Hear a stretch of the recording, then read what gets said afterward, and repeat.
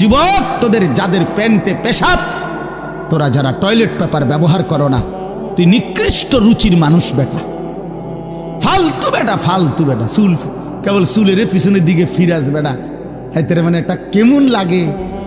হ্যাঁ, সামান্য সামান্য সহপাঠী বা সামান্য সেরকম আর সেরকম লাগতেছে তোরে দোস্ত, জিঙ্গাইলে না বলে সেরকমটা কেডা?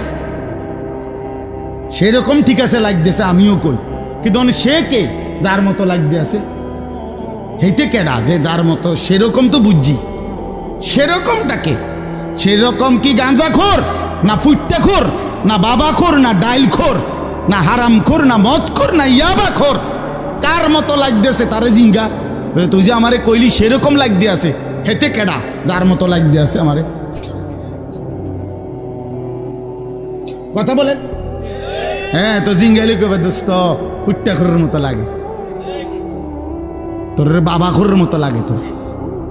কারণ কোন ভদ্র মানুষ, ইমানদার, নামাজি, কোন চরিত্রবান পবিত্র মানুষ নাপাক থাকতে পারে না।